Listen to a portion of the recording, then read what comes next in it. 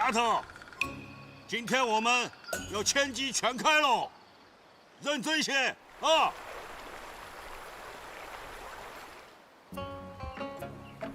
我说你嘞，认真些，把你的棍子丢了，换一个顺手的兵器。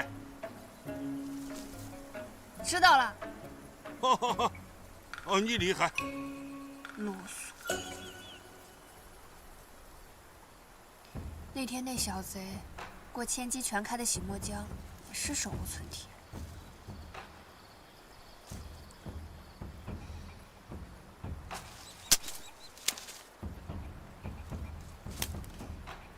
准备。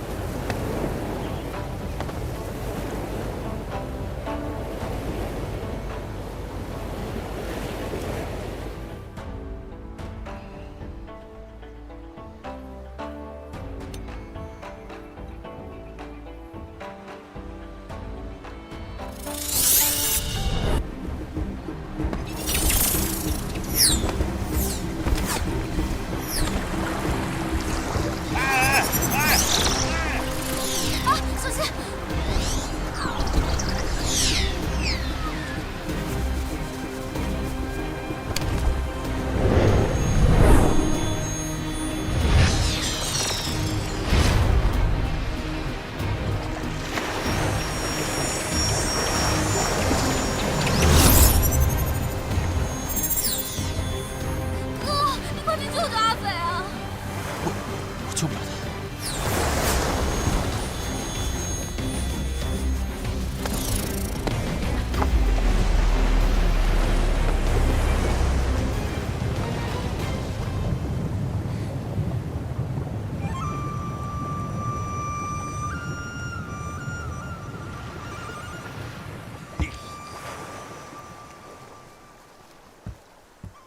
可以哦。哎呦！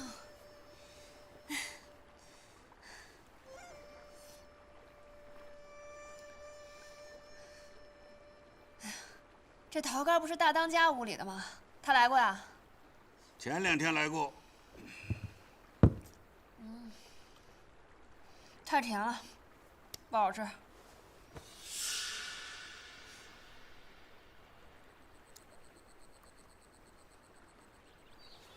啥意思？啊？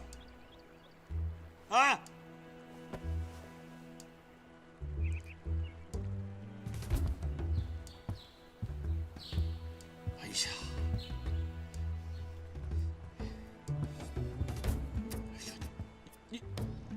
你啥意思啊？你这是？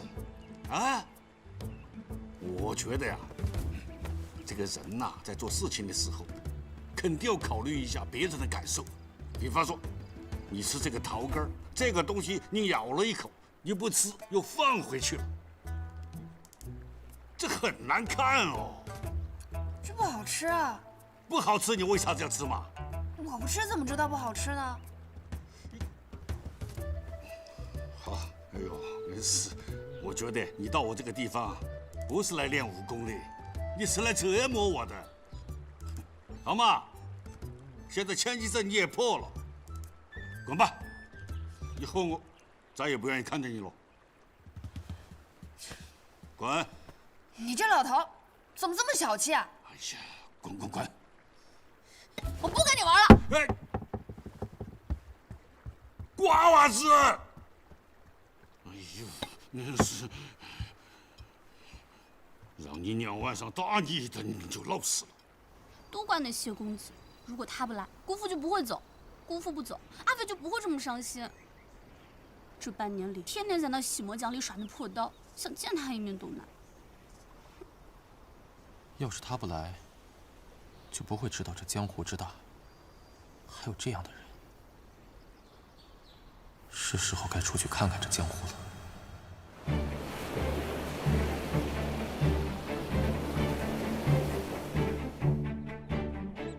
这里就是咱们后堂考教弟子的地方，摘花台。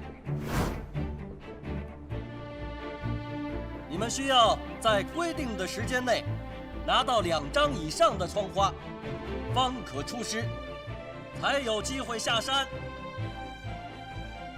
在这2张窗花中啊，有1张必须要从那个高的木桩上夺取，并且要挑战一位在座的掌门，作为守庄人，守在木桩前。剩下的窗花，则可以通过挑战守在矮石桩前的其他长老弟子来获取。多多益善，越多越好。48寨弟子上摘花台。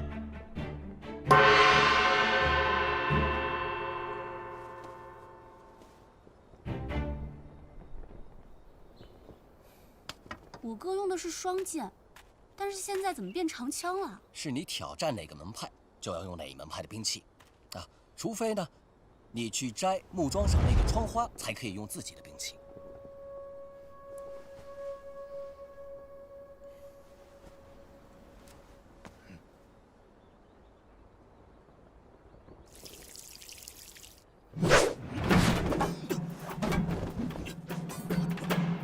功夫不错啊。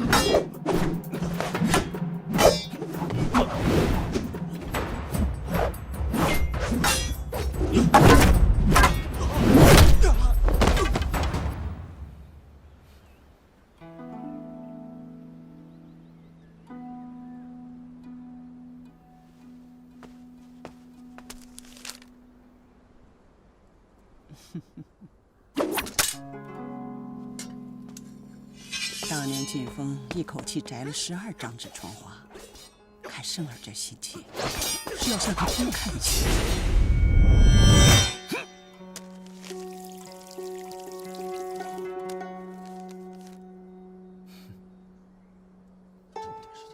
这么亲手可以啊。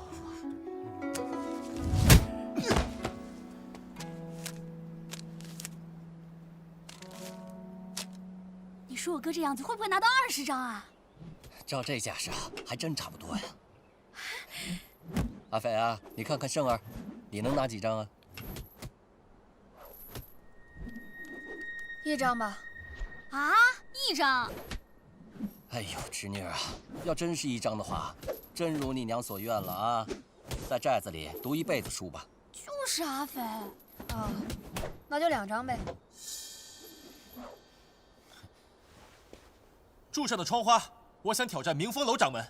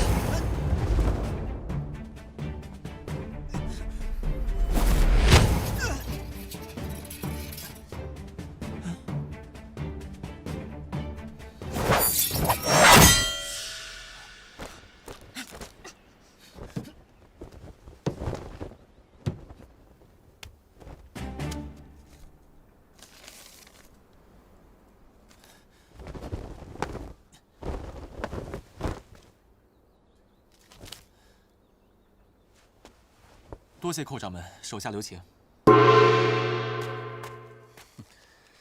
马叔啊，你看看有没有破的？你小子敢这么说呀？那肯定连个小破口都没有啊！李胜摘得窗花15张。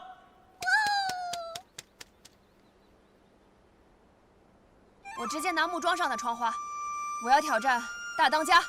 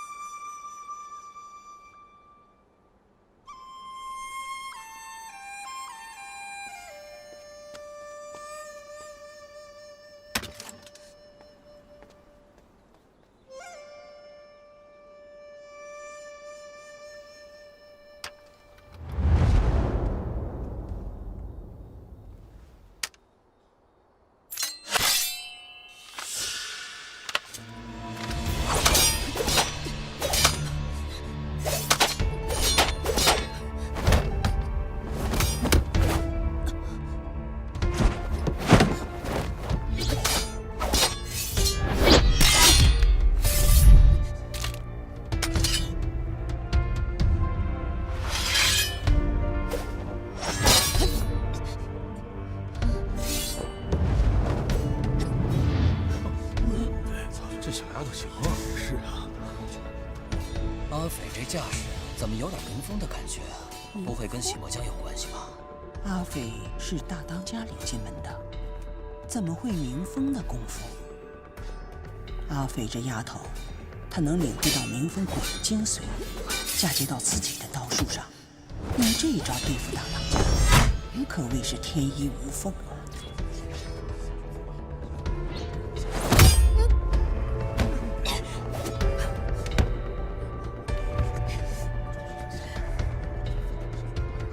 阿肥，你爹来信了，说有事情交代你。你今天要是过得了秀山堂，我就给你；你要是过不了，你就留在寨子里读一辈子书。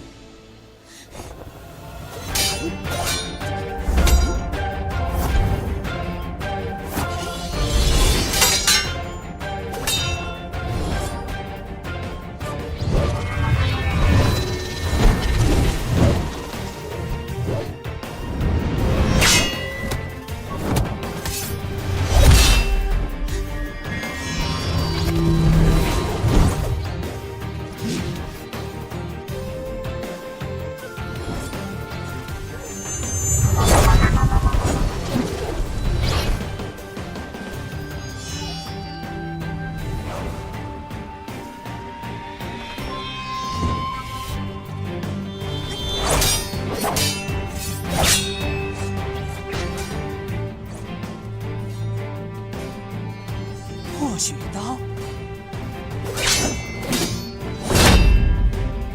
真正的破血刀，就算你手里只有一张铁片，它也不会断，因为它不是玉石俱焚的功夫。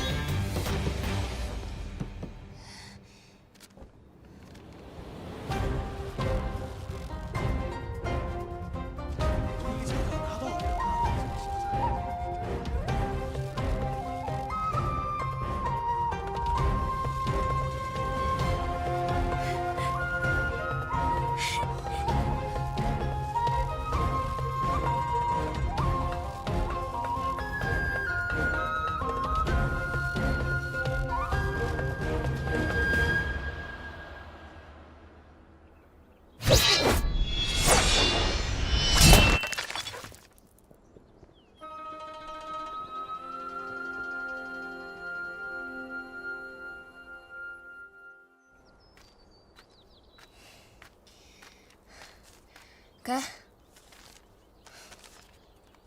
阿斐啊，这时间还早着呢，你怎么就下来了？不是2张就行了吗？不是，是2张就行了。可你这寨中弟子每个人一辈子只能上1次摘花台。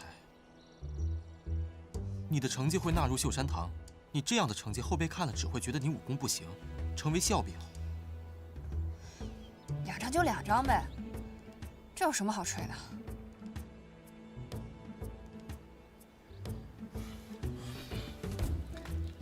名牌的事情就劳烦马兄了。阿斐、胜儿，你们跟我去一下长老堂，王老夫人有事要差遣。娘，我爹信里都说了什么？先听着。都是我老太婆那不争气的孙子，给大当家的添麻烦了。王老夫人不要再提麻烦二字。陈飞本就是替我48寨去办事的。你们让他办什么事了？ 你爹不久前来信说，有位贵客将至，要咱们寨中派人去接。陈飞他想出去长长见识，就请缨前往。月前你来信说已经到地方了，可就再没了音讯。陈飞师兄武艺不错，都能遇到险事，那是不是应该再多给他派几个高手啊？这得是什么贵客啊？ 接人这等寻常的事情，都能接出这种麻烦来。多嘴。老身这次会亲自出马，下山走这一遭的。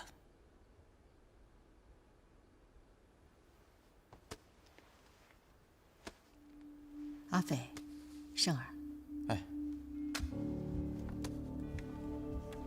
你们看好了，所谓的贵客，其实是中武将军吴大人的亲眷。吴大人被北贼所害，一子一女2个孤儿颠沛流离，你爹于心不忍，向我求救。我们48寨已经派出了13个人前往接应，可是到现在杳无音讯。现在山下匪盗横行，本就不太好走，那些人带着2个孩子，拖慢了行程也未可知，想必已经离得不远了。您要是担心，带人迎迎他们便是。此行本不必带着你们2个累赘，是我厚着脸皮求王老夫人带你们下山去长长见识的。到了山下，万事不可自作主张，敢给我惹事，回来小心你们的狗腿。刚才你明知道这一刀下去你刀会断，却有恃无恐，因为你知道我不会把你怎么样。这不叫破血刀，这叫小聪明。但是小聪明也是聪明啊，只要能达到目的，就证明管用。刚刚娘在夸我吗？假如真的临到阵前，你知道这一刀下去会断，心里不免就会动摇。你不用否认，人都怕死，再微小的动摇，那也是动摇。可是不管我心里怎么想，刀确实是会断啊。难不成破血刀是一套教人不自量力的刀法？是无坚不摧。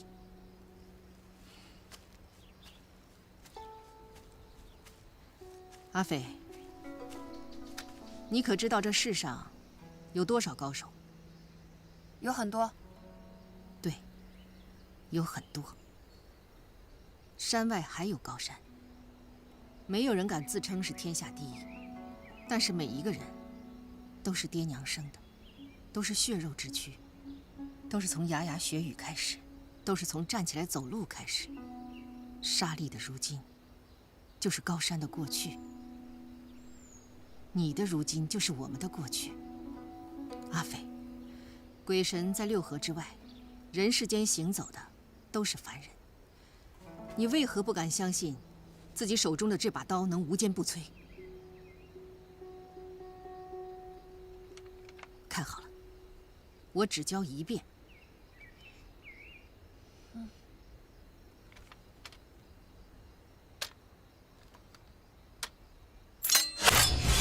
破血刀一共9式，是你外翁亲手修订的，乃极烈之刀。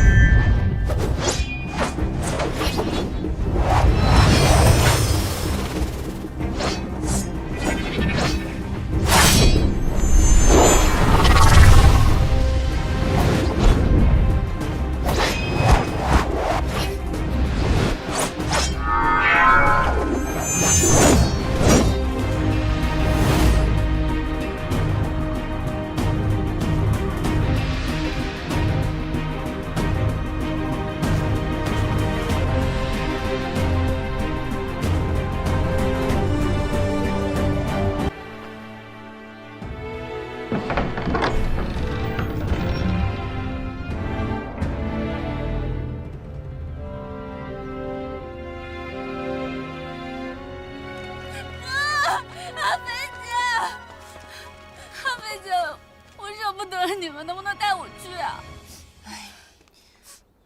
我们出任务呢。带上我吧。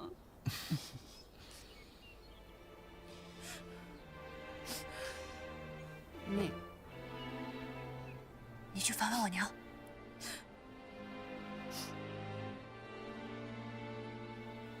走了。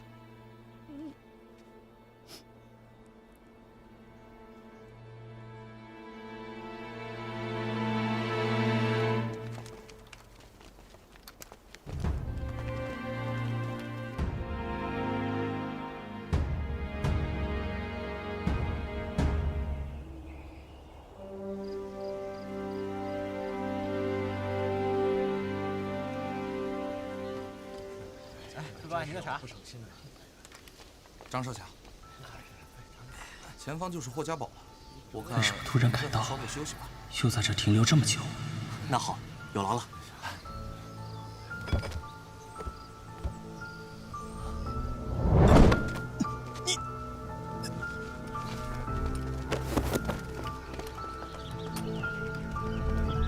霍家堡葫芦里到底卖的什么药？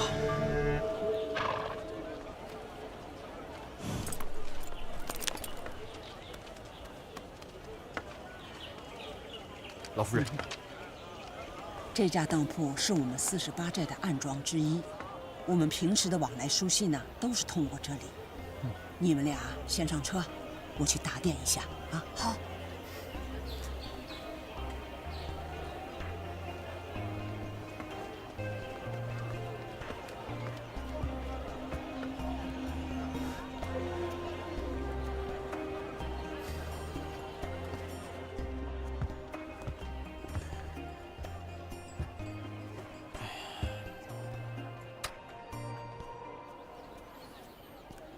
你就不想出去逛一逛？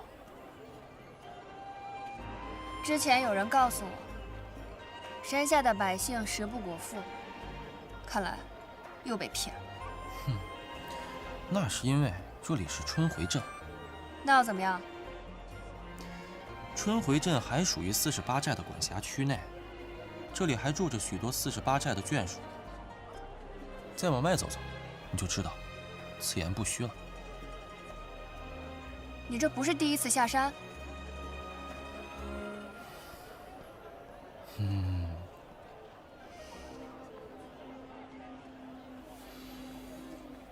你这一天天的老闭着眼干什么？我在练闭眼禅。我只听说过佛家的闭口禅。那就应该是于老他老人家不要脸的抄来的。他把他这套古怪的练功方法叫做闭眼禅。我怎么没有听姑姑提起过？那是因为于老他嫌我资质差，功夫烂，轻功似秤砣，心比腰还粗。除了找死这方面有些成就以外，就只剩下脸能看了。所以千万要保护好，不能破相。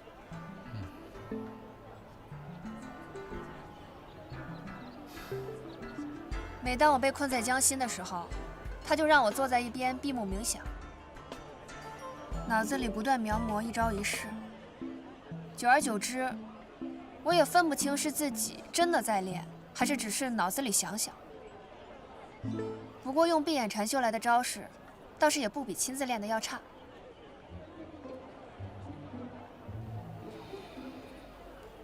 那天姑姑把你留下，是不是传你破血刀了？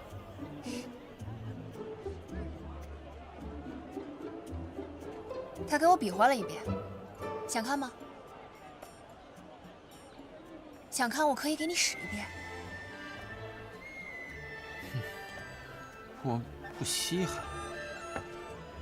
阿飞、生儿几处暗庄都没有陈飞的消息，想必他还耽搁在敌军地界。我们出发。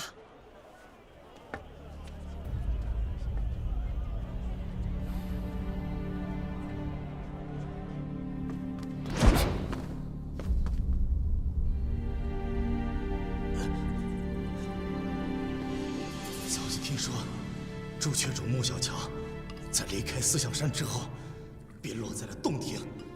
是霍家堡。霍连堂关这些武林人士做什么？堂堂霍家堡，怎么会与穆小乔这种人扯上关系？将我等不分青红皂白的关押在此处，你们难道就不怕武林众怒吗？乱世之中，不分正邪，只论敌友。拉下去。是。霍老堡主在哪里？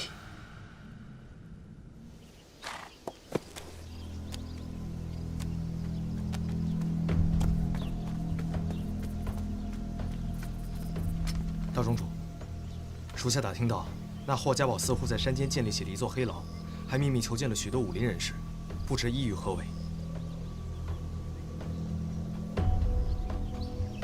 还记得吴飞的那些书信吗？记得，那些书信都是途经霍家堡传过来的。大庄主英明。走，去一趟霍家堡黑牢。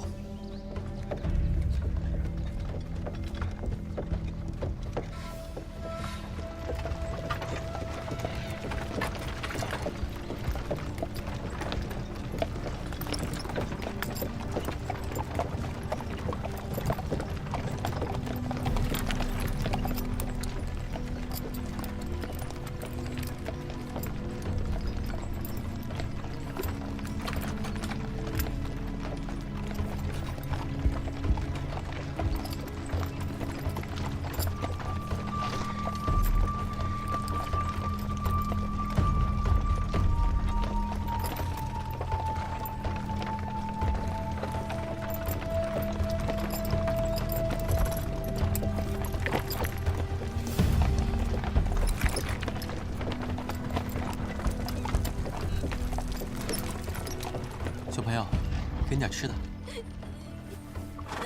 拿着吧。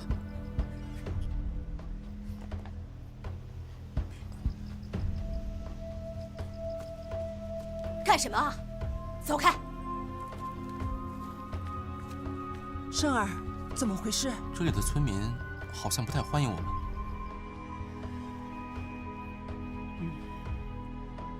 那我们不要打扰，今晚就找个无人处过夜，明日一早赶一程就是霍家堡了。好。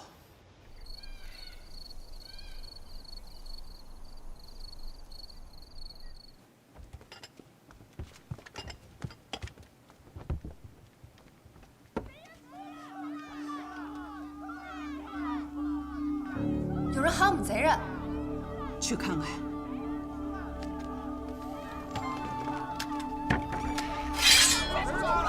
瞎喊什么呢？各位，我们途经此宝地，是不是犯了各位的什么规矩？你们要谅就算了，为什么还要杀我的儿子？杀人？各位，我们没有杀过人，一定是有什么误会。别跟他们废话，今天我们就是跟你们同归于尽，同归于尽。各位，生儿偿命！你们，各位听我说。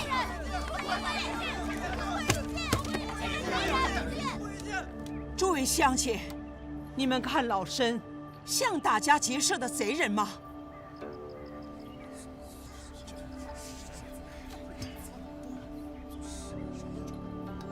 我这趟出来也是来看孙子的，给这孩子买身好衣裳，好好葬了吧。你们将我们误认为是贼子，想必那伙人也是武林人打扮。不过，此地离荆州只有1天的路程，这霍家堡就在附近，怎能容许一群武林人做盗贼横行？自霍家堡堡主生病以后，我们就再也没见过霍家堡的人。什么大侠，都是强盗啊！队长，贼人，真正的贼人，他们来了，就在村口。生儿，你去保护好村民，其余的人去查清楚究竟有多少贼子。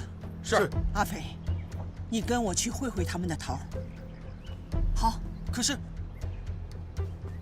你们若是伤了人，就会给这全村上下带来血光之灾。明白了。各位乡亲们，大家先躲起来，把刀都收起来。快！你们2个去查一下。快！大家进去。生儿这孩子，总算是有点样了。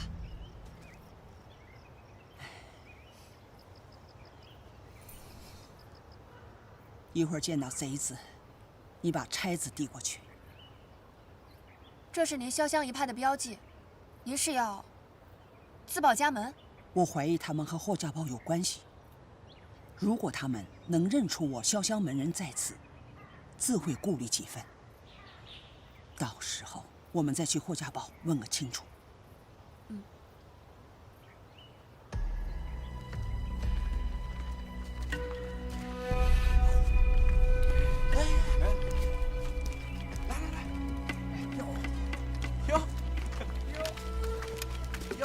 原来是个美貌的小娘子啊！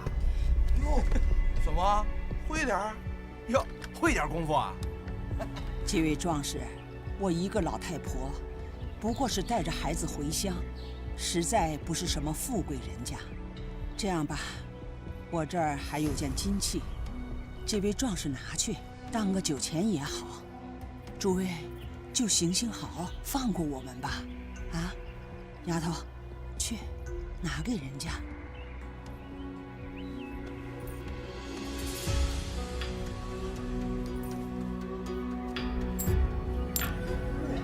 哇，老夫人，您真是通情达理呀！不如您将这马车一并舍给我们吧？啊？哼，老身奔波千里，就为了见上孙儿一面。这车马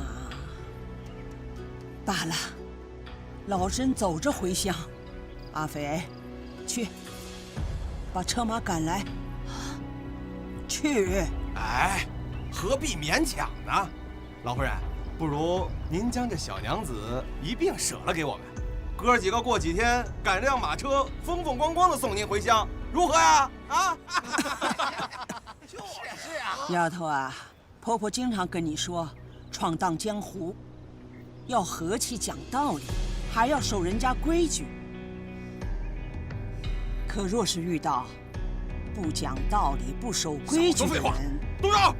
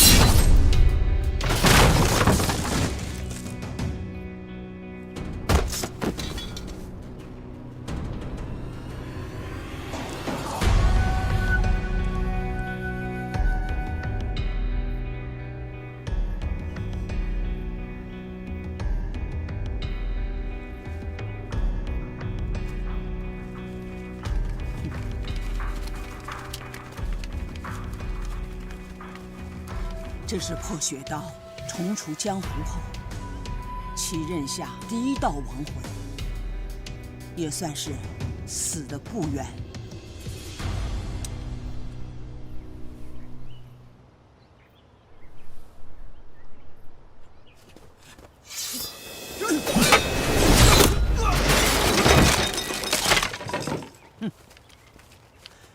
这20年来，没有在江湖上出现的潇湘使，今天算是又见血了。老夫人，生儿，红月在，你带弟兄们去查一查有没有漏网之鱼。是，跟我来。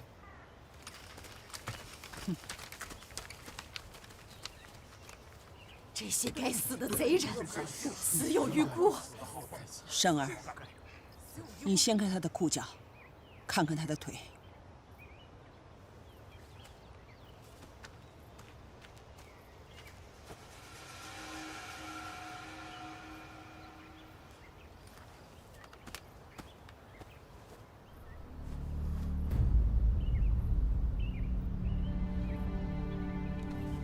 老夫人，他们的腿上都有护具，看来是善用腿功之人。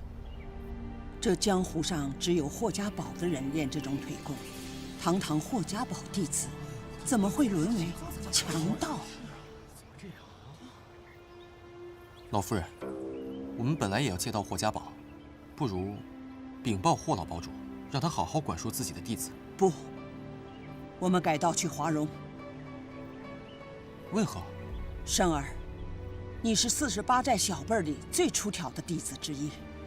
你说说，假如是在48寨，李大当家的会管束不住你们吗？绝无可能。老夫人，您的意思是，霍老堡主并非完全不知情，或许是他纵容弟子。不要妄自揣测。我们此行来荆州，本来是想让霍家堡帮我们寻人，可现在看来，他们自身麻烦也不少。再说，陈飞他们带着吴将军家眷，再怎么低调，也一定会有声势。这样，华容城暗庄一定会有消息。那这一村百姓怎么办？如果这群匪徒当真是霍家堡中人，恐怕此地不宜久留。诸位乡亲，还是速去投奔亲友吧。投奔谁去啊？到哪儿还不都是一样的吗？现在有谁还管我们的死活呀？到了48寨，我娘一定会管。朱匪，别多嘴。说的没错呀。到了48寨地界的话，我娘一定会管。生儿，废患无常，但是湖湘地界，48寨所在的地方，百姓尚还安居乐业。唉，诸位乡亲，如果有愿意去的，便拿去当个盘缠。到了48寨地界，递上这个信物，就说是我王老太婆让你们去的，自会有人安顿。谢谢老夫人，谢谢。老夫人，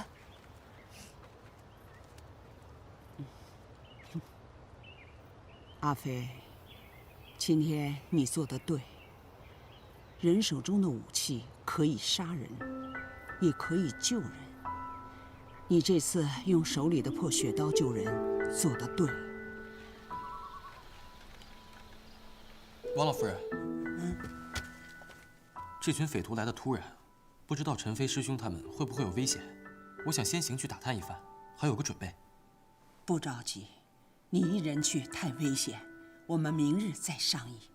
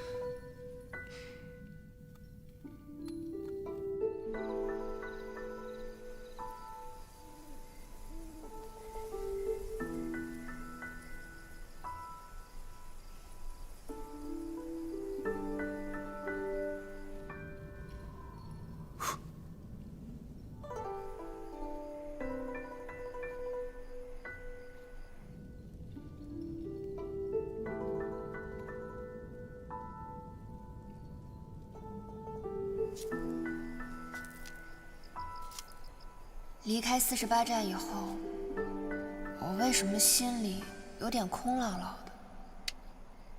的？在家的时候，我娘叫着我说几句话，我都头皮发紧。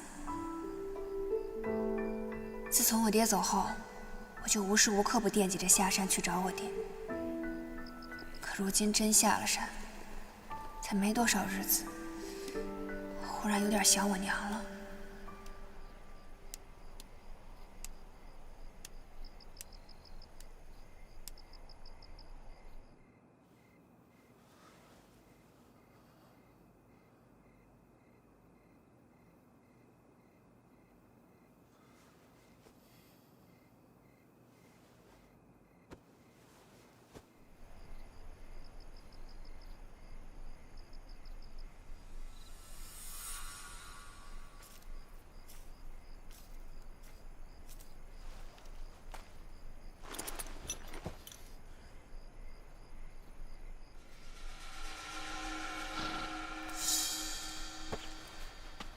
李少，去哪儿啊？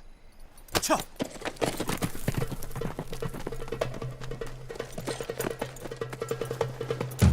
撤！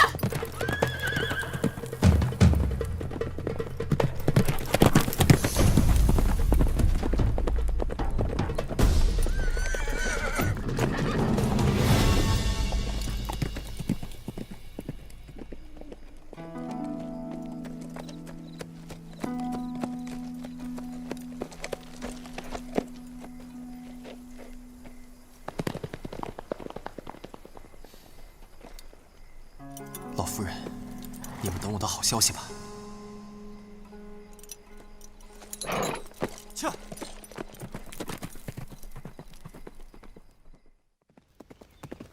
周妃，等我闯出一番天地，定会叫你刮目相看。李婆婆，这个时候你还添乱？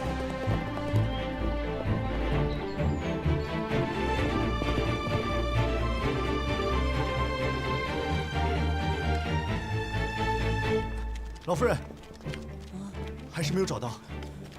老夫人，还是没找到李师弟和周师妹，但是四周又没有打斗的痕迹，想必他们是自行离开。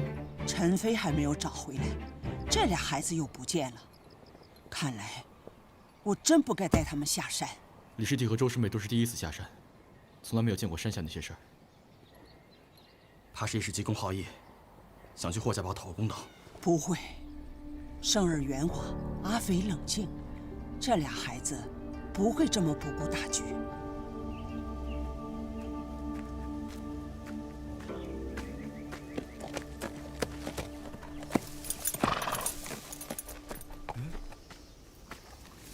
这哪儿来的好马呀？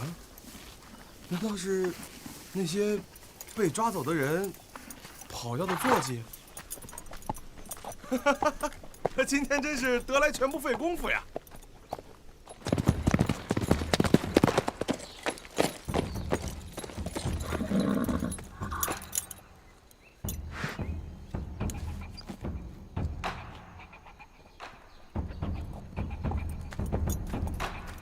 ！48寨的马。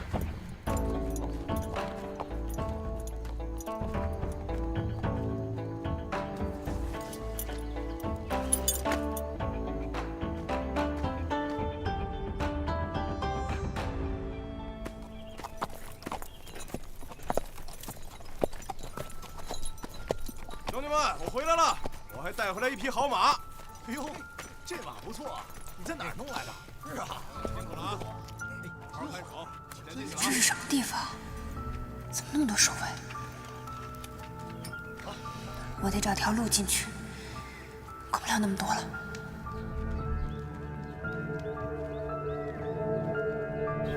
什么人？追！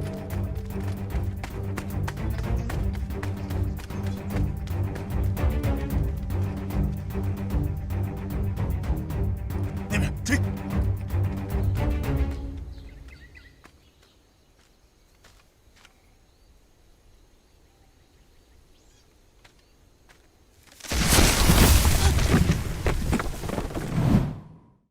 看清楚是什么人没有？似乎是个小姑娘。快去查明那个丫头的身份，掘地3尺也要把她给我挖出来。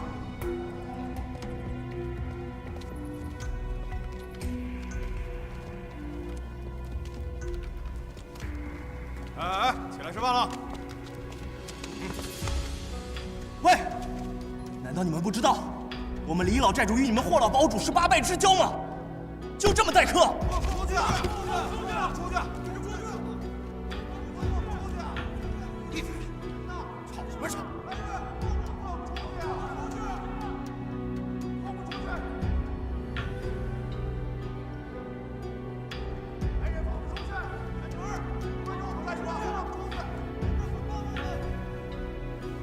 闭嘴！放出去！放出去啊！吵什么吵？再闹也跑不出去。再吵，当心我的鞭子！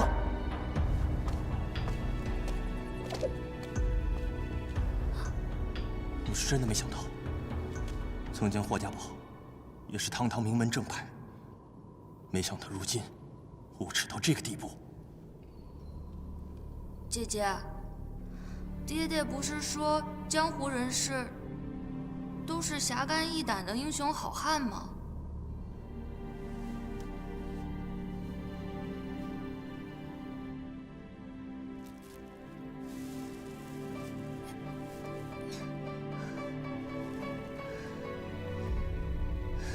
但凡静留一会儿，一盏茶的功夫，必遭报应。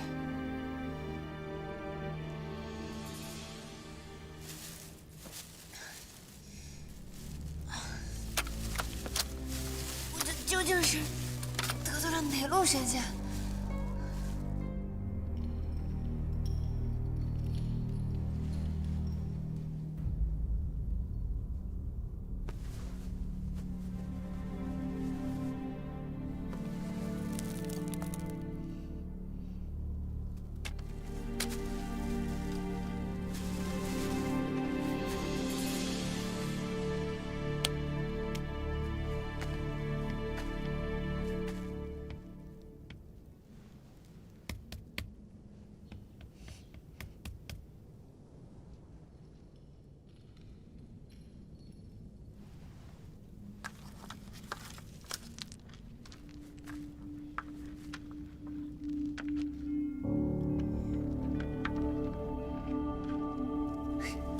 今日福星高照，肯定有好事发生。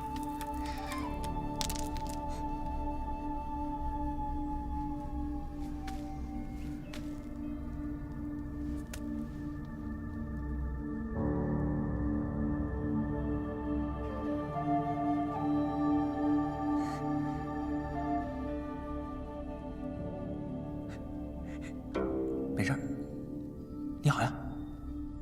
你是什么人？是被关进来的吗？可不是嘛，这里啊还关着不少人呢。你进来的时候没看到吗？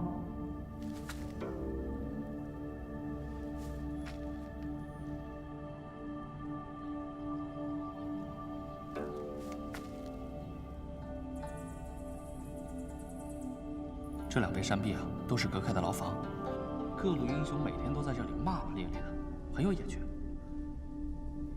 哎，只可惜啊，我来晚了，连间像样的牢房都没有。这角落里清静倒是清静了，不便加入战局。哎，你呢？你又是怎么进来的？我是因为这去了大德的山是空心的，滚下来的。啊！哇，你那边竟然不是牢房啊！这里的主人是谁？为什么要抓你？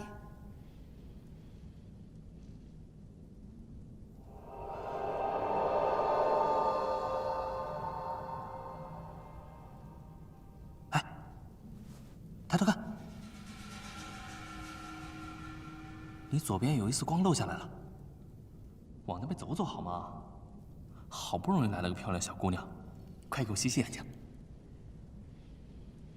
这口气怎么有种熟悉的感觉？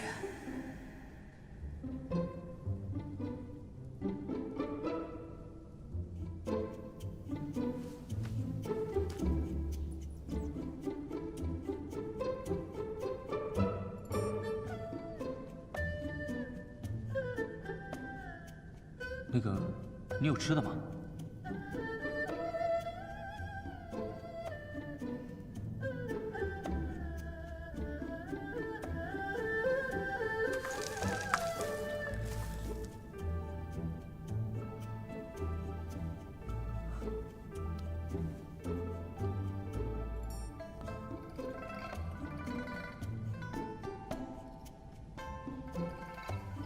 我随身带着喂狗的。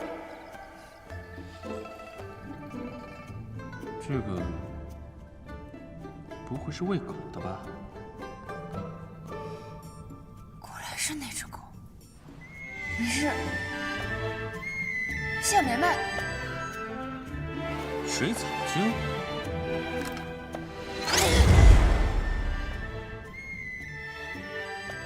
我不该救你的。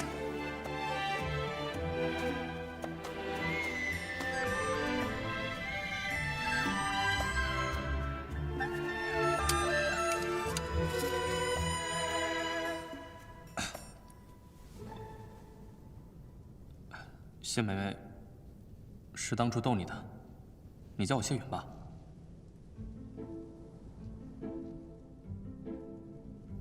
你怎么跑这里来了？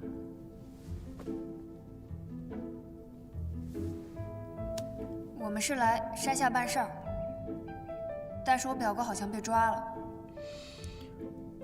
怎么我每次遇上你，你跟你那倒霉表哥都能摊上点事儿啊？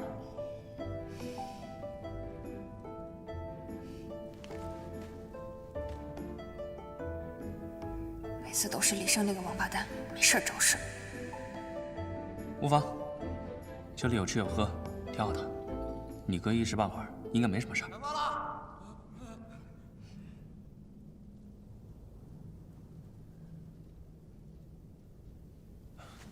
开饭了。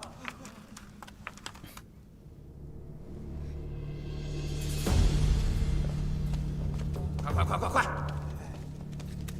你呢？来。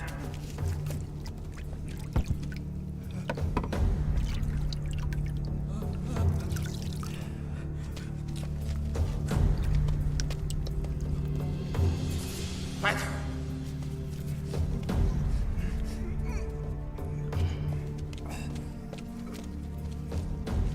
哎，又吃饼了。刚才看到一个女贼跑过去没？你是黑牢暗无天日的，要是能看到，也只能是女鬼了吧？也对。赶紧吃啊！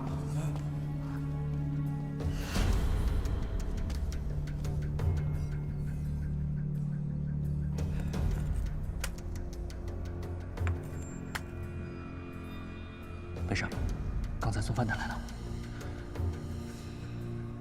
外面好像还在找你。对了，你饿不饿？我还好。那你要不饿，我就先吃了。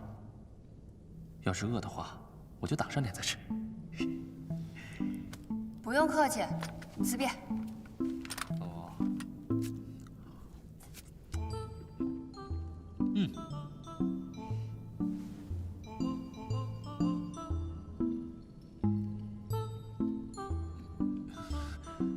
我还是挡一挡吧。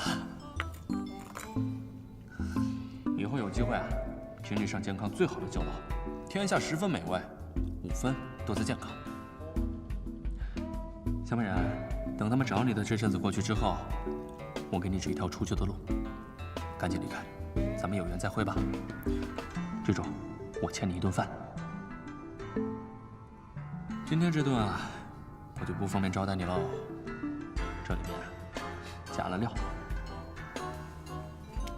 什么？你不走？走不了啊。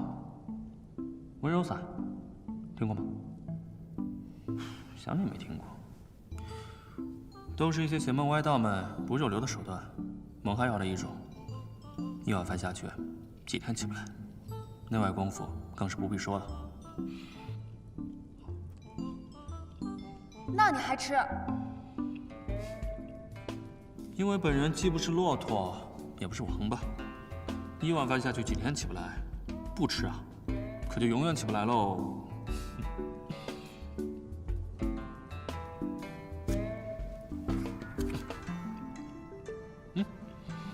咱们虽然萍水相逢，但是每次见面都能险象环生，也算是半个生死之交了。哎，要不这样吧，你叫我声大哥吧，啊，怎么样？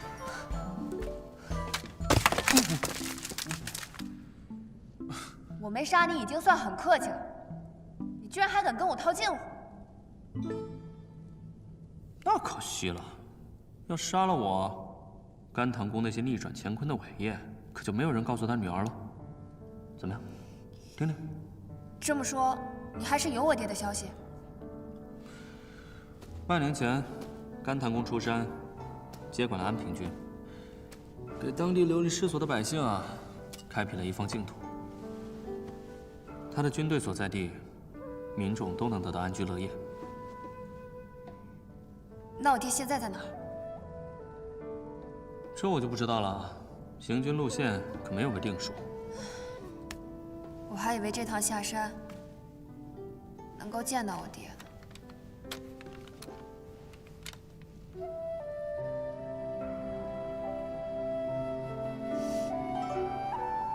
滚！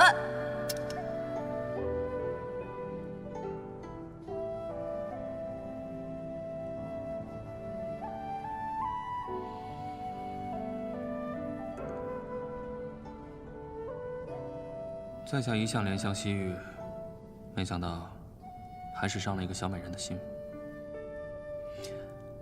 美人，若你还恼我，叫你砍我一刀，出出气可好？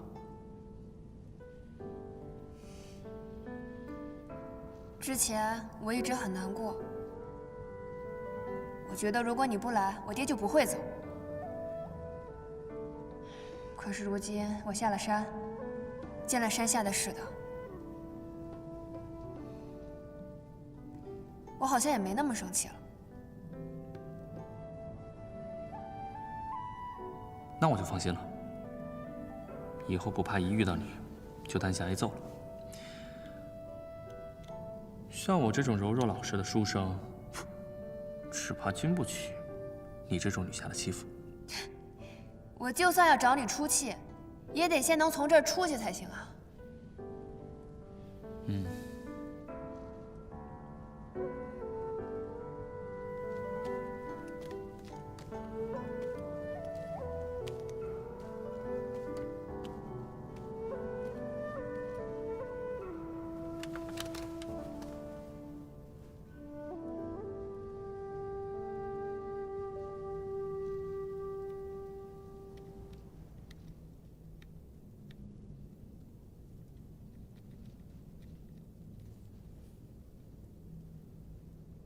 问你个事儿，这到底发生什么事儿了？你知道霍家堡吗？话说霍老堡主今年70大寿，广邀亲朋故旧。别啰嗦了，说重点。总之啊，他帖子一发，大家自然都过来捧场。不过我猜他们也未必敢给48寨发帖。这万一真把李大当家招来了，那可就不好收场了。啊？为什么？因为霍连涛，啊，也就是霍老堡主的弟弟，现在的霍二堡主，借着给他哥祝寿为名，逼着前来祝寿的人加入霍家堡，认他为盟主，说是要弄出第2个48寨来。他这么干，霍老堡主不管他吗？霍老堡主傻了，据说是生了一场大病，傻的基本上不认识人了，连自己叫什么都说不清了。然后霍连涛就替他做了主，把你们这种不认同的人都给抓进来了。嗯，怪不得我这一路上见到霍家堡的人，都打扮成土匪的样子，打家劫舍的，连马都不放过。虽说是武林名门，竟然能干出这么丢人的事儿。哪里，霍连涛既然要当盟主，还是得要2分面子的。那些来参加寿宴的人，前脚好言好语送走，后脚再让一些不大体面的江湖朋友把他们抓起来，关到这黑牢里。那这不是掩耳盗铃吗？所以，你就是这么抓进来的？不是，我运气好，没有赶上老堡主大寿。不过可惜，我和48寨的人一起，不小心遇上了霍家堡的人。谁？上次见你爹带头抓我，是潇湘一派功夫的那个兄弟。陈飞师兄。嗯？你是怎么遇到他的？我这刚好出门办事儿，结果就遇上他们了。后来就被霍家堡的人一起抓到这儿了。所以，你就把陈飞师兄和吴家人一起送进了霍家堡。不愧是甘棠宫的女儿，聪明啊！你才聪明，你聪明的把陈飞师兄送入虎口也就算了，自己也让人关在这牢房里。给你浇点水，你都可以发芽了。喂，这可就不能怪我了。这霍家堡与你们48寨的交情，天下人皆知。再说，你那几个师兄对在下戒心重得很。我要去救人。哎，等一下，这里面关着的武林人士这么多，你怎么救啊？那我就把他们一起都放出去。妹子，这里面的情况既复杂又凶险，万万不是你一个人可以解决得了的。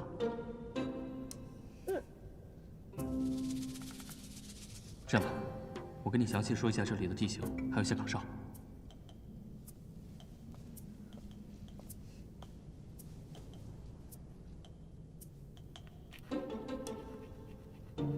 你是从哪儿知道这些的？嗨，你以为我就真老实待着？我早开了锁，出去溜达好几圈了。你既然能溜出去，那为什么不去救人啊？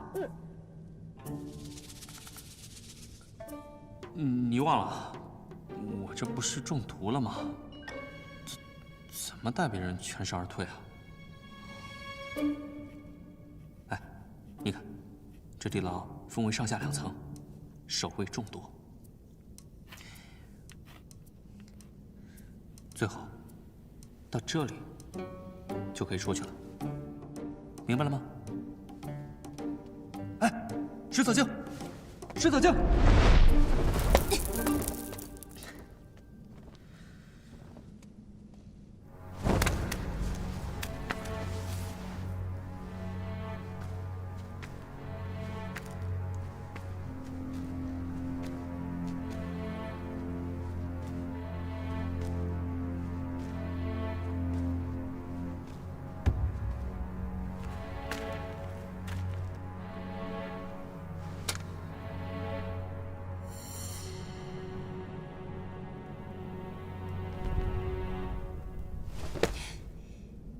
水藻精，你怎么进来的？厉害吧？开门。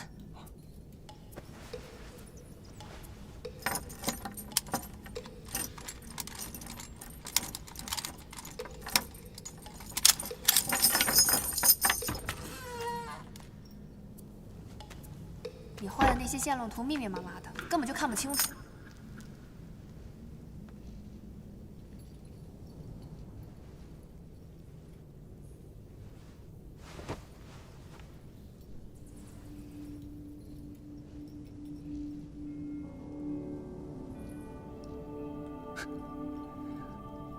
女侠，你到底看不看得懂地图啊？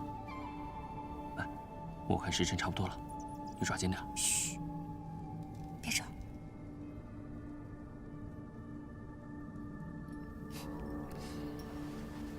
看来这黑牢上下2层关了不少人啊。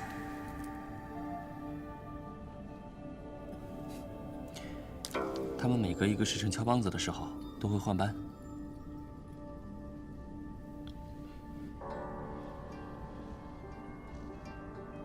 好了。哎，对了，你上去以后啊，如果见到一个红衣如血的人，千万不要迟疑，立刻走。这些老江湖们什么坑蒙拐骗都经历过，他们自然会有脱身的办法，你千万不要多管闲事。回到家以后，立刻找你们长辈去霍家要人。你放心，这个节骨眼上，华连涛不会想得罪李大当家。他肯定会把你陈飞师兄安然无恙的放回去。那然后呢？你们怎么办？我昨儿夜观天象，不日必有是非发生。你全当不知道这件事，找到人以后，尽快离开。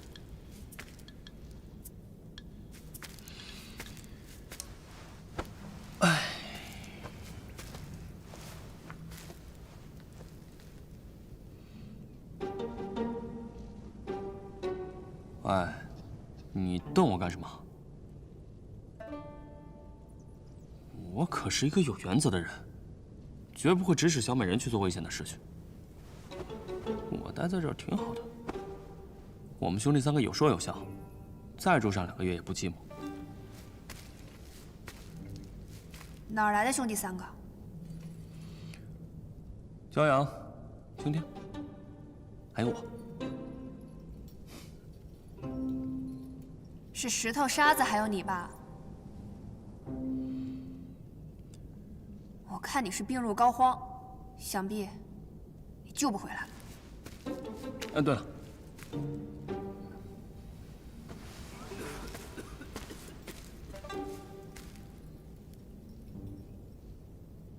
等将来我从这里出去以后，你要是还没有回家的话，我去找你吧。还有一件挺重要的东西要给你的。啊？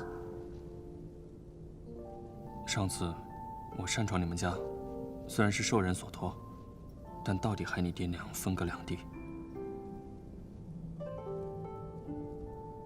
还连累你断了一把刀。难为你还记得。这件事情我一直都挺在意的，便想着替你打一把。只可惜还没有找到好的材料，所以就先送你一把木头的。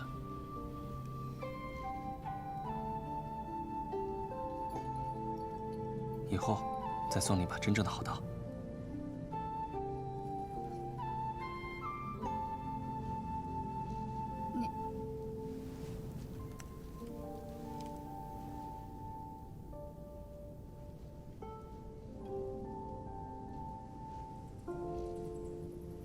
你真的不走了吗？人多了容易打草惊蛇。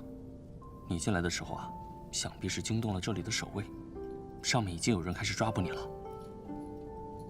唉，放心吧，我命大。你啊，还是先救你自己出去吧，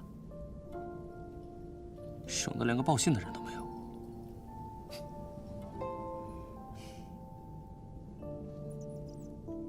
欠债还钱，你可得好好活着。知道了。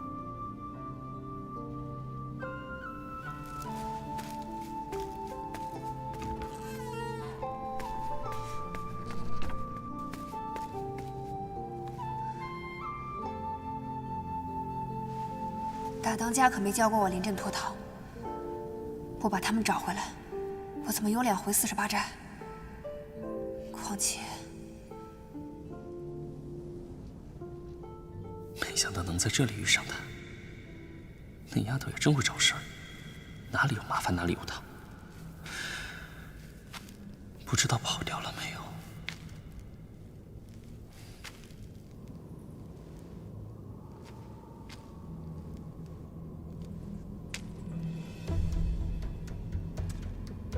哎，走了。啊，来了。他们每隔一个时辰敲梆子的时候啊，都会换班。交接的时候，先头的人经过小亭子撤走。没什么事吧？没有。后来的人要短暂的在周围巡视一圈。这片刻的功夫里，交接亭是灯下黑，可以落脚。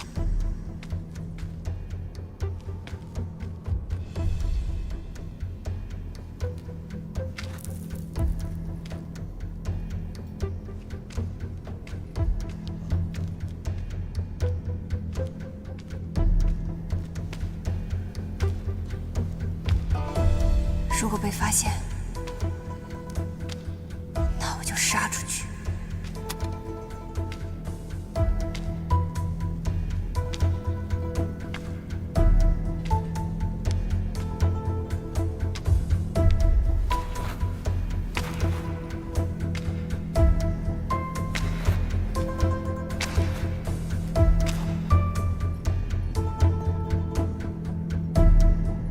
走吧。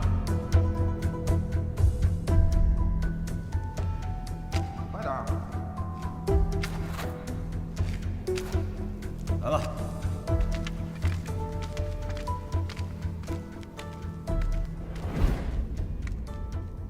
这里兴许是有解药的。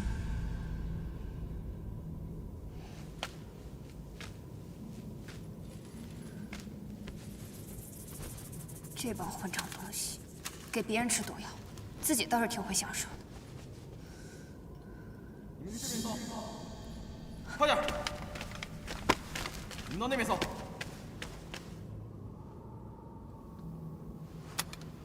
走。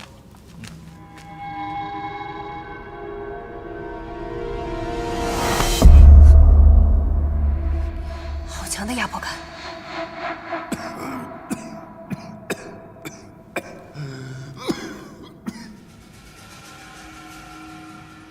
怎么看着比我爹还要瘦弱些？多谢。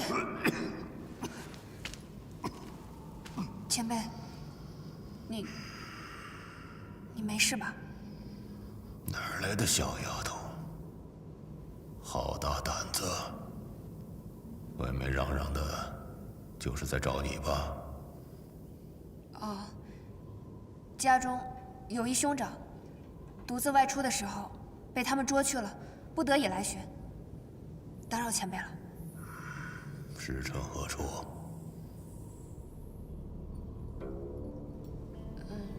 只是家里祖上传下来的功夫，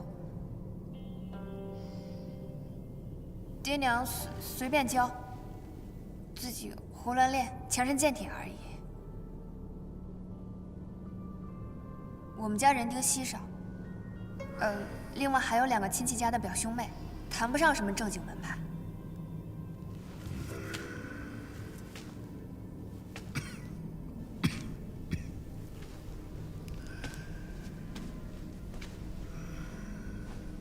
前辈，你是生病了吗？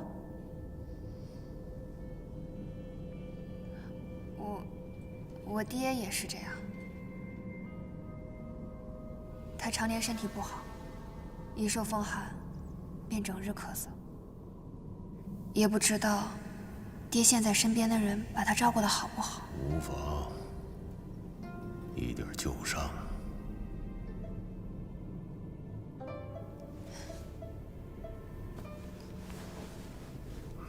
前辈，这是我在岗哨亭里顺来的，这是他们自己吃的，肯定没有毒。我看他们天天给你们吃的食物里掺了药，挺伤身体的。你身上又有旧伤在身，能少吃一点就是一点吧。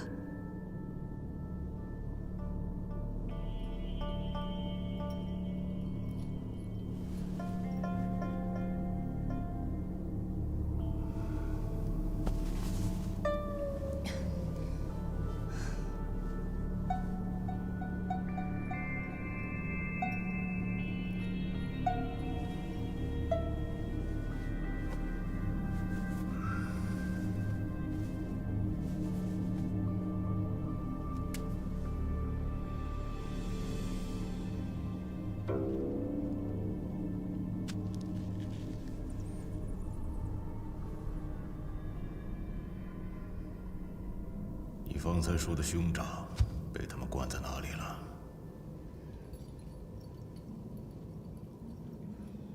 不知道。那你还敢乱闯？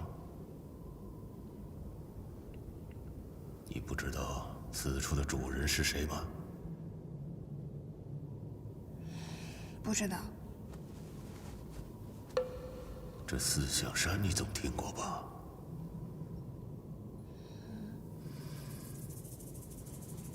奶都没断的小崽子，怎么都敢出来乱走动？你家果真是没人了。这人究竟是什么身份？怎么一把年纪了还这么不会说人话？四象山有一群妖魔鬼怪，上有4个主位，大言不惭以四象冠名，实则是一群臭名昭著的搅屎棍。这一度闹得江湖上是血雨腥风，后来那兄弟4个狗咬狗，闹起了内讧，这才算是分崩离析。最后，朱雀一只落在了荆州附近，依附了霍家。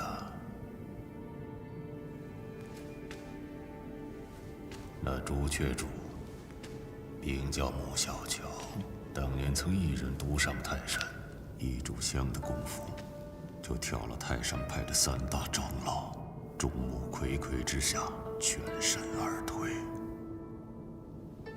原来这个穆小乔这么厉害，看来我得小心点。不如先悄悄去找解药，救人吧。现在知道厉害了，算你运气好。滚吧。多谢前辈。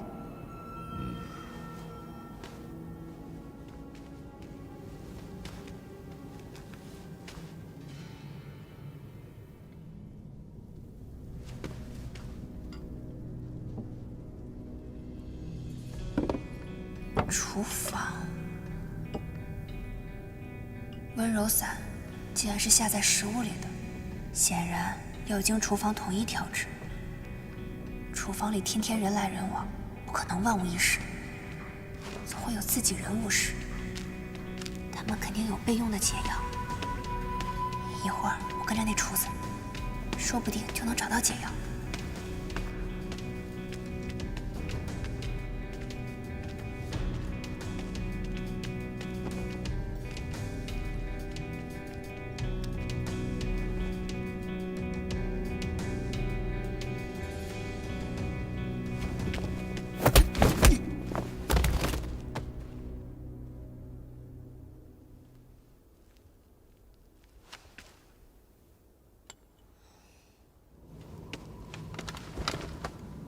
庄主，刚才无妨，一个小插曲，不影响。确定朱雀主在此山中吗？确定。好，不枉我在此久候。按原计划，等童天阳到了，先杀了穆小乔。那霍连涛不足挂齿，只要抓住了逼问楚庙的东西即可。是。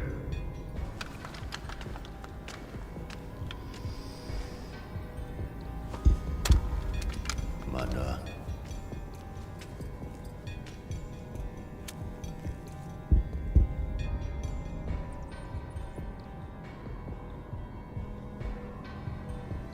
方才那小丫头，倘若见到了，且留她一命。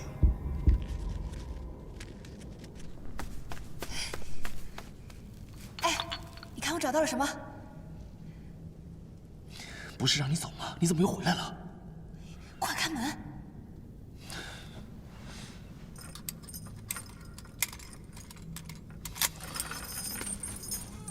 快！这些我都不认识，你快看看。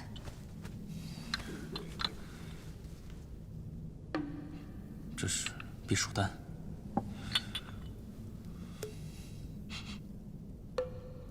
穿肠散，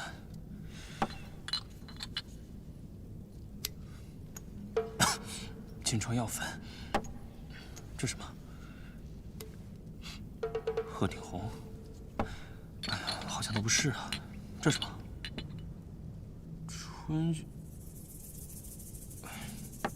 不是，你都去哪儿拿的？怎么什么都拿？春什么？是春，那个。抹春饼的酱，别吓我。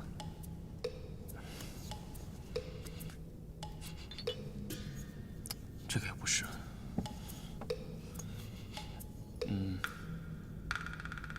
都不是。那解药会在哪儿？难不成那穆小乔还能随身带着？谁告诉你这个名字的？不好了，不好了！有人打进来了！怎么还有别人来闹事？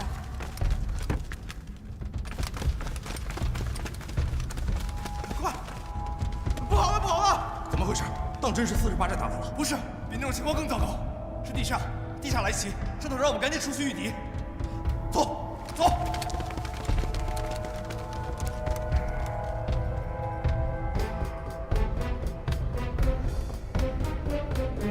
不好，这局面比我想象的还要糟。那我们现在往哪儿走啊？逆着人流，穆小乔肯定是在御敌，我们去他房间里。快走！这边。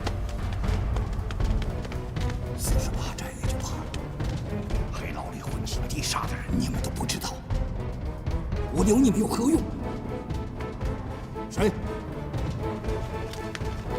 禀报王叔，朱雀主命我去他屋内拿那件东西。那你还不快去？是。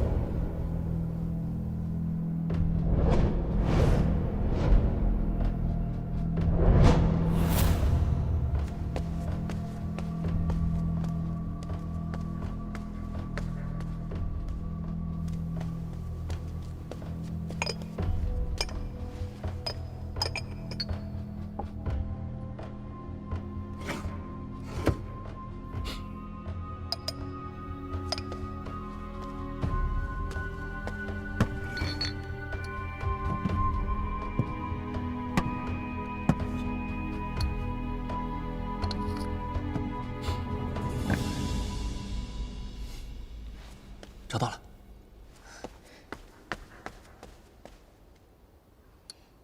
这是解药。嗯。这一次得吃几勺啊？我闻就行，按少吃的话要人命的。走。等等。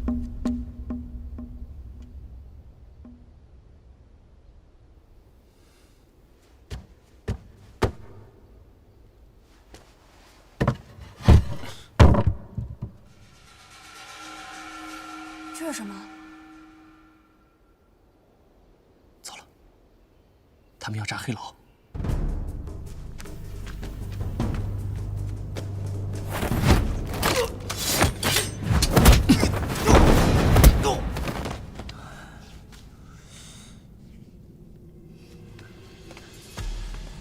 救救我们！快救救我！帮帮我们！放快！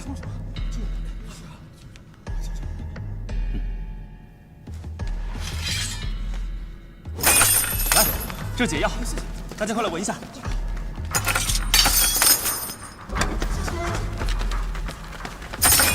出来吧！原来炸了，速速离开啊！快快！哎，你去哪儿？李胜师兄还有陈飞师兄他们都还没有找到呢，我得去看看。这上面，走这边。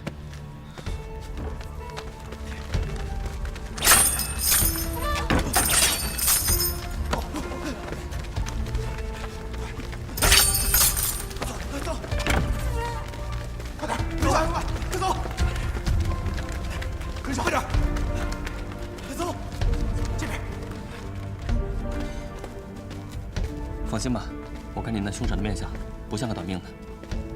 他一个小白脸，若是被朱雀主他们抓住了，那肯定就……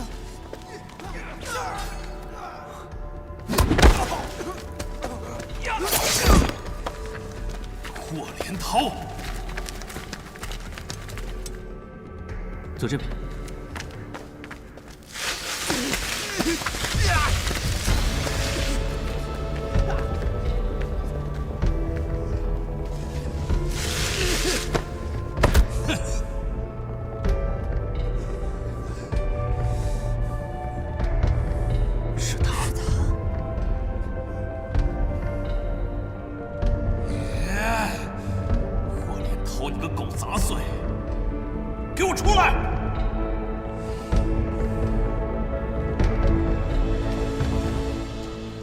居然认识他？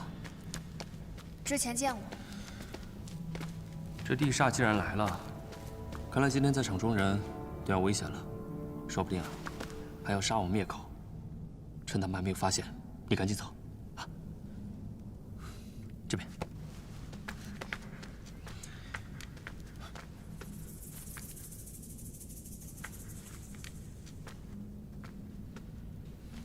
你跟过来干什么呀？你要再跟的话，药你拿去，你去给那帮雷水解毒，我可走了啊。行啊，给我吧。喂，我的小姑奶奶，你搞得清楚状况吗？这地煞跟朱雀主都来了，你不要命了？反正我也要救李胜和陈飞师兄他们，我就把他们这么丢在这儿，我跑了，我娘肯定会杀了我的。我回去怎么跟我娘交代？我说，你娘是你亲娘吗？是你的小命重要还是交代重要？交代重要。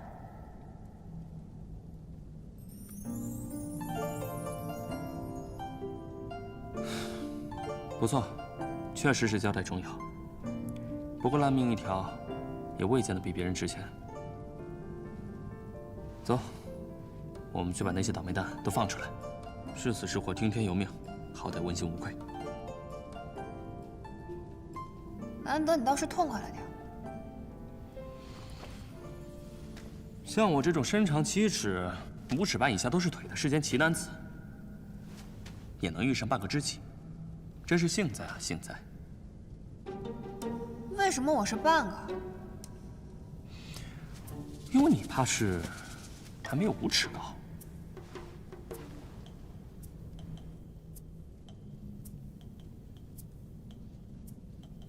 哦呦！快握住！朱雀主的，怎么找都找不到。过来了，过来了。朱雀州找到了？不是，是地上的铜天养过来了。找谁？找您的。看来我们的计划是行不通了。先找个地方躲躲，走。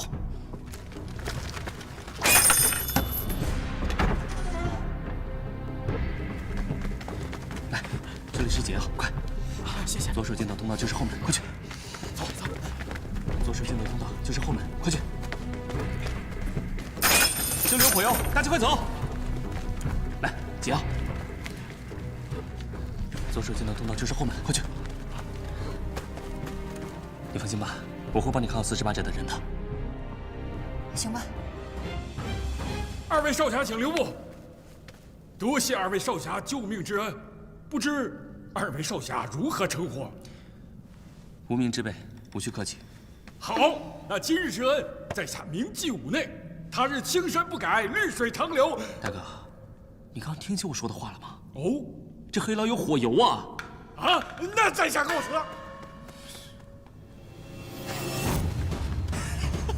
霍连涛，你往哪儿跑啊你？啊，把渗毒印交出来！什么渗毒印？不知道。渗毒印你不知道？那水波纹你应该知道。不知道。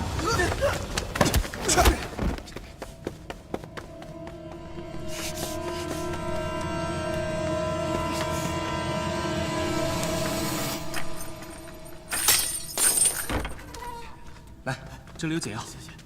闻一闻，跟着他们走就行了。来，好。小心！喂，你杀我还要偷袭啊？要不要脸啊？地煞办事，只抓霍家堡的人，无关人等，速速离开！走。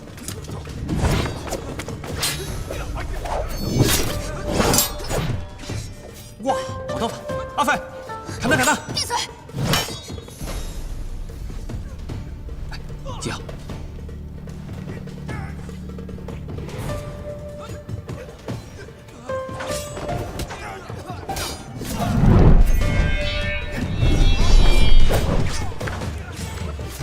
哦，对，我给你开锁，道长。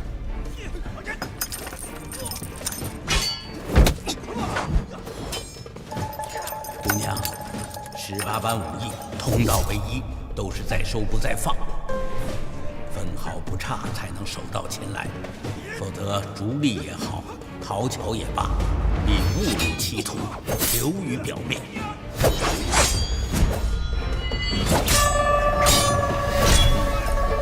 是，刀法虽未成，但大开大合已经颇有气象。小兄弟，你这马屁拍得有水平。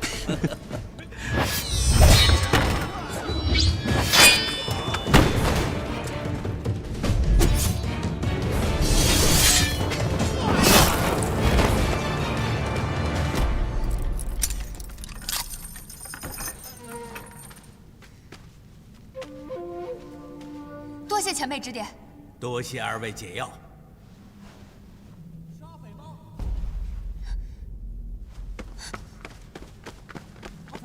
阿飞，你怎么来了？陈飞师兄，大当家知道吗？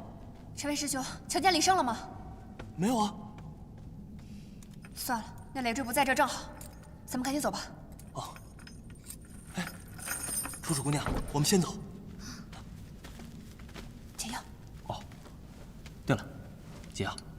谢谢。楚楚姑娘，解药。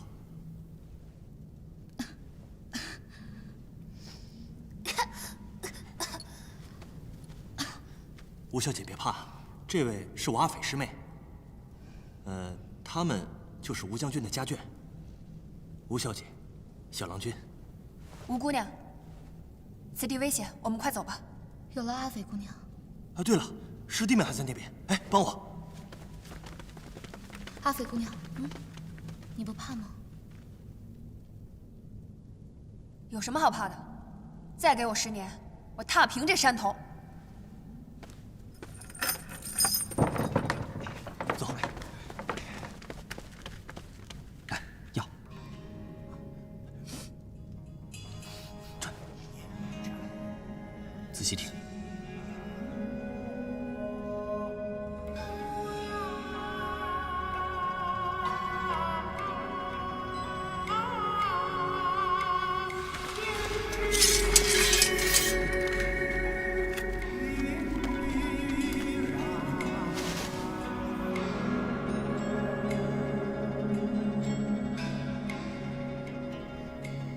这是什么？哭咒。是什么？是一段词，说的是一个美人，红颜未老恩先断，灯下和烛泪枯薄杏仁，胭脂晕染，化残妆。什么乱七八糟的？是朱雀主，穆小乔。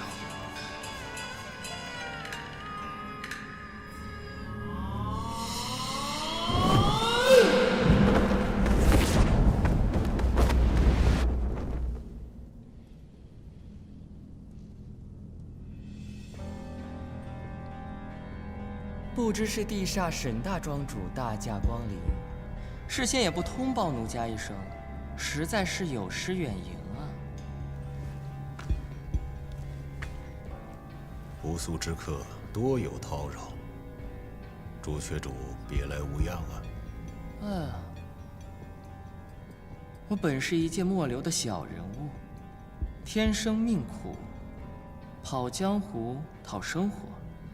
与沈庄主往日无冤，近日无仇。沈庄主有什么差遣，尽情吩咐便是了，何必这样大动干戈呢？确有一事相求，洗耳恭听。可否请朱雀主自断经脉，再留下一只手？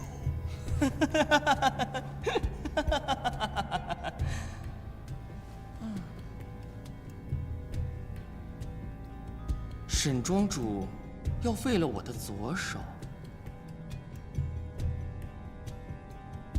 恐怕你自己留着也没什么用吧。是福不是祸，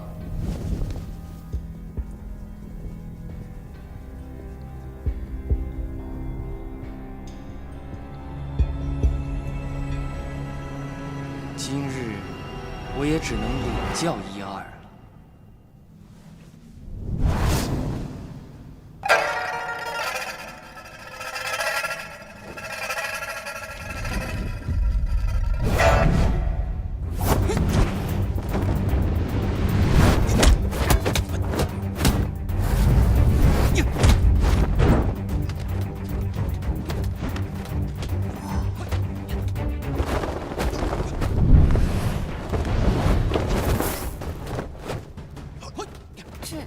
这是那个前辈。你又认识啊？哦，之前找解药的时候，他给我提点了一些。哇，真是失敬啊，失敬！周女侠竟然被地煞的沈天树提点过，这从北到南，江湖武林上你不是第一人了？他也是地煞的？不止，他还是地煞里武功最高的那位。棋不算是一绝，不过听说练到9层就已经止步很久了。大家赶紧走吧。走吧。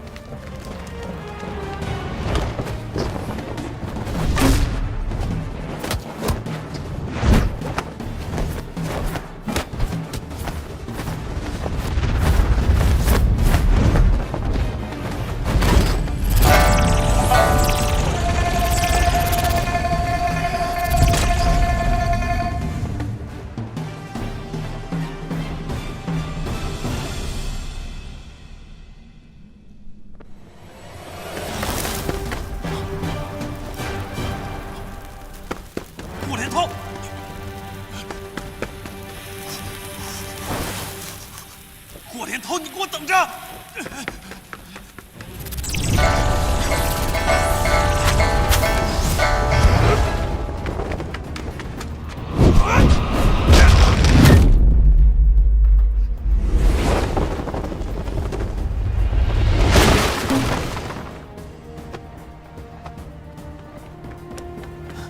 大哥，霍连涛这杂碎点着了火油，咱们快走吧。走。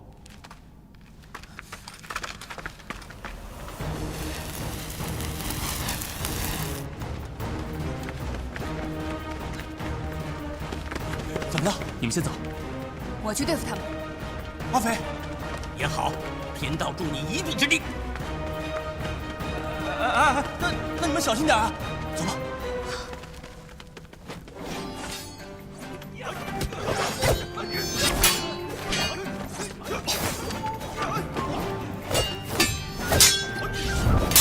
姑娘。齐全门！什么呀？啊！看到那块石头没有？身体靠上去。左一，脚他脚。蹲位，踢。原来是奇门的前辈。失敬。这叫浮游阵，一个人就能成阵法，最适合以少胜多。姑娘，向前2步，再往左1步。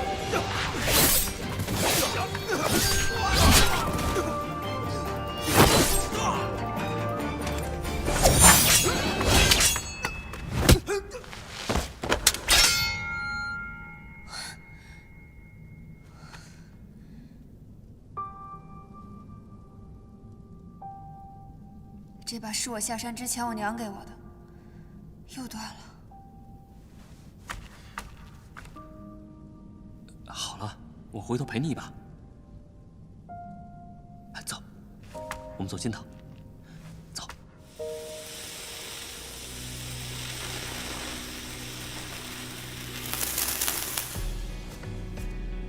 快，走这边。多谢少侠，走。走。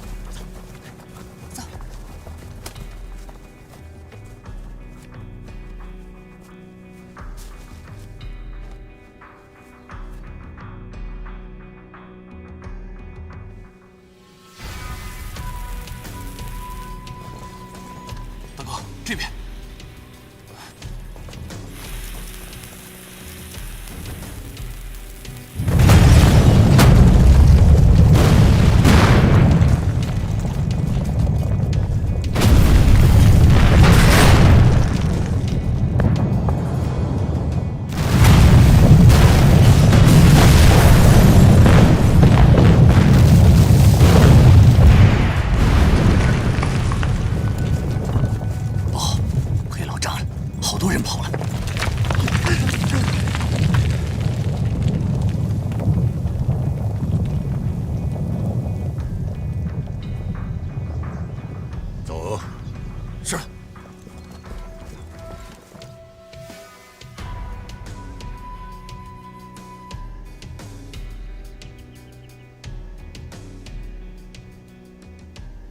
马上兵分2路，一队人进入黑牢搜寻，你给我亲自带一队人马。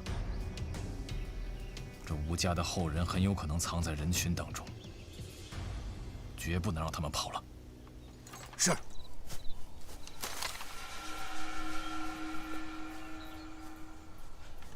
师兄，师兄，师兄！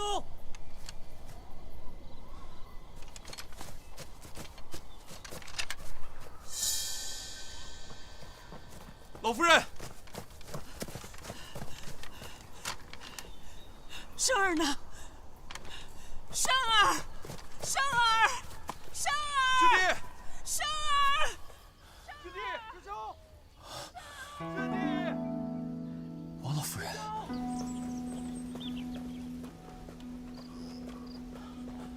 阿北，陈飞师兄，你没事吧？好。诸位，若再逗留下去，恐怕要遇到那3尊不分青红皂白的杀神了。是啊，我们好不容易逃出了山谷，无论如何，不能在这里久停。这样，劳烦道长和手下叫我陈飞。好。